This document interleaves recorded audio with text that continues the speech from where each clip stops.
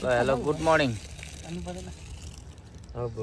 Hello good morning ल चाय हाम्रो के मरिच चाय है यो चाहिँ कोकिससँग यसमा हाल्दैन नि स्टोरीमा यो कम्पनीले दिएको भनेर हाल्दैन हैन कम्पनीले दिन्छ यहाँ हाम्रो मिलन सर लिएर आउनु भएको बिचरा ल अल्सो विथ कोकिस हो फेरि तपाईहरुले कोकला थाहा छ यो विथ कोकिस बचपनवाला स्याट घुमेको यताबाट पनि स्याट घुमेको दुईटा राउन्डबाट होला ल छोटो मात्रै भयो कोकिसै हो यो पहिला त लामो लामो हुन्थ्यो नि हैन ल धेरै वर्ष पछाडि माछाला तोरीको पहिला त माछाला खेती गर्दा त यो सानो डढाउनु पर्थ्यो त बा 1 बिघा 1.5 बिघा तोरीको अनि सानो डढाउनु पर्थ्यो सबै गाँस डढेर गाँस नाङ्थ्यौँ हामी त है अहिले अब धेरै समय आलु पोलेर खान्थ्यौँ आलु सानो पोलिन्थ्यो आलुको सिजन हुन्थ्यो नि ल मर्निङ गुड मर्निङ गाइस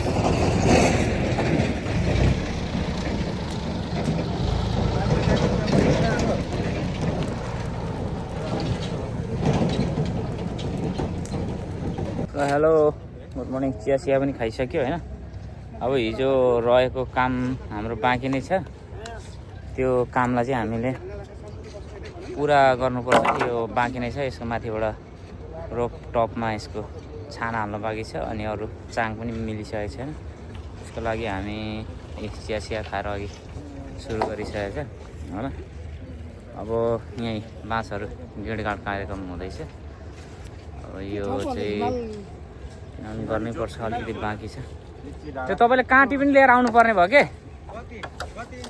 यहाँ हाम्रो स्पेसल हाम्रो यता आउनु न यता आउनु त्यो राख्नु न त्यहाँ हो मुखी अब यहीँको बासिन्दा हाम्रो बुधबारेको बासिन्दा हाम्रो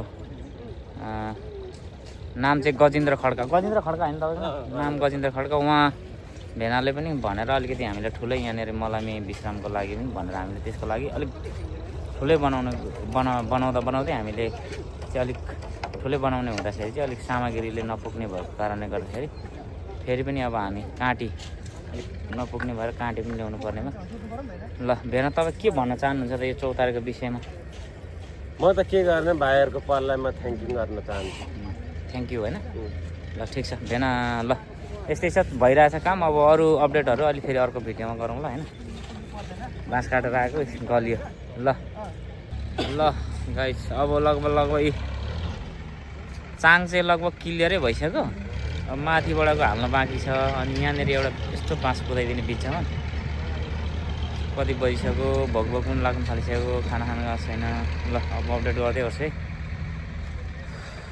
गलिसक्यो आज शनिबार भएर 1 घन्टा ढिलो भइसक्यो भात खाने ल हेर्नु के हो यो कोपी र सुँगुरको मासु किनिमाको झोल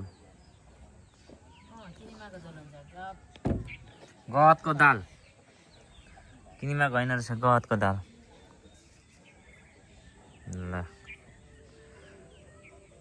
खाए ल यसको लागि हाम्रो माथिबाट हाल्ने यसको लागि डाँडा भाटा साटा सबै काटिसकेको छ अब यहाँनिर यसको लागि चाहिँ यहाँनिर हाम्रो मुनि फ्रेम माथि हाल्ने फ्रेम चाहिँ रेडी हुँदैछ ल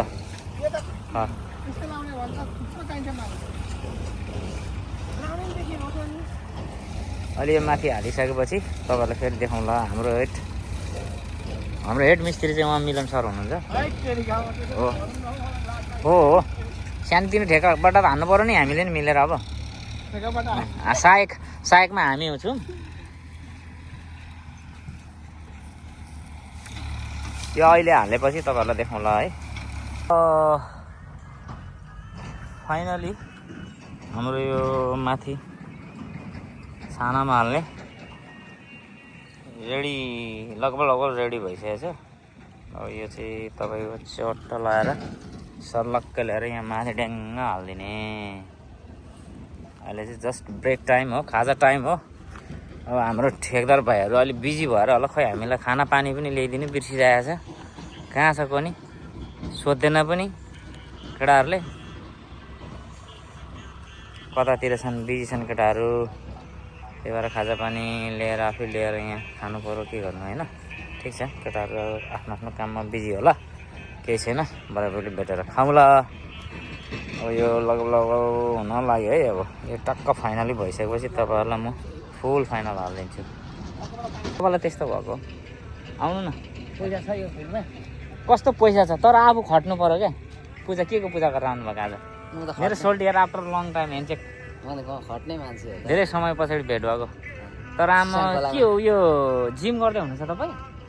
हार्ली डेभिसनको उयो जस्तो देखिरहेको छ त, हार्ली डेभिसनमा पठाएको बडी जस्तो। घन्टीलाई भोट हाल्नुहोस्। ए घन्टी हो? घन्टी प्योर घन्टी हो। घन्टीको विरुद्ध कुरा गऱ्यो भने तपाईँले एक्सप्लेन गर्नुहुन्छ? घन्टी किन होइन घन्टी किन? ल घन्टी किन ल त्यो भन्नु नि त, घन्टी किन? ल भन्नु नि त, एक्सप्लेन गर्नु नि त, घन्टी किन राइट नाउ? ल मलाई चाहियो घन्टी किन त? अनि जोसुकै आयो भने मैले सोध्ने त्यही हो। राप्रपा आयो भने राप्रपा किन? देशको लागि के गर्छ, हाम्रो लागि के गर्छ, जनताको लागि के गर्छ? वाट एभर होइन, वाट एभर सोध्नु त पाइयो नि त। ल आज हाम्रो सोल्टी आएको छ यार, हाम्रो चेतर सोल्टी आएको छ।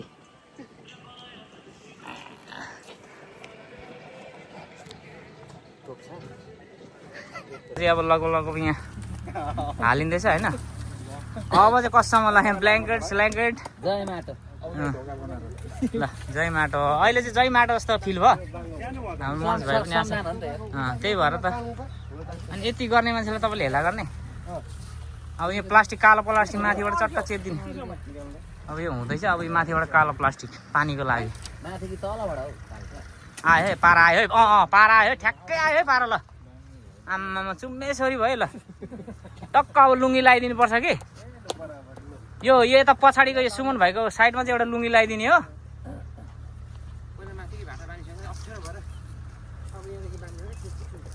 अब टाइट गर्दा हुन्छ सुई सुई। ल ल हाम्रो चौतारो कपाल अब रेडी भइसक्यो, हेरौँ है। बाँसहरू अब बाँधिदिने हो, ट्याक्क दामी हुन्छ। फुल फाइनल भएपछि म हाल्छु। ल थकान भएर ढल्नु भएको तपाईँ? हजुर। के तपाईँ के हो, खुसी हुनुहुन्छ नि?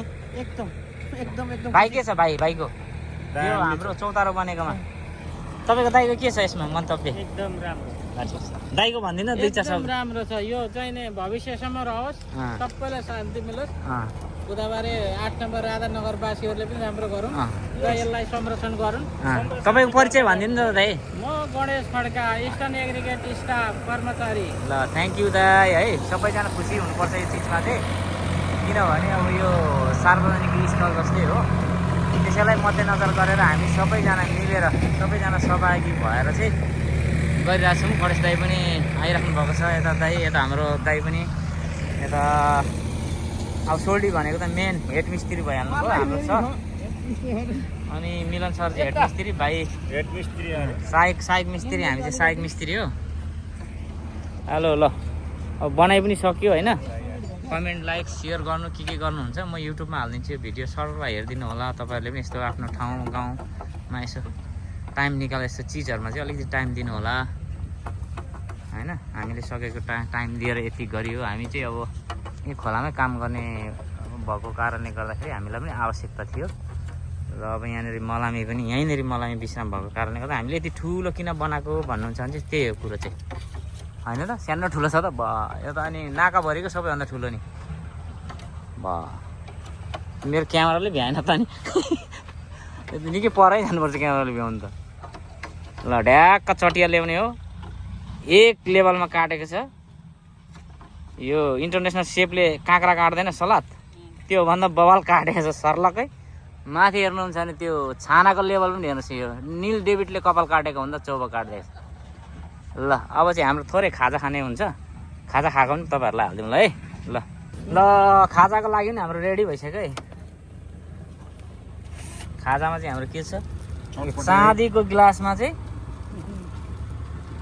ब्ल्याक डायमन्डको सुप 70 करोडको होइन, यो त 90 करोड जति पर्छ नि। यता फेरि यो भनेको सर्ट पडे है, योसँग टक्क। ल दाइ हामी हाम्रो हतारहरू चाहिँ यहीँ छ सरदमहरू।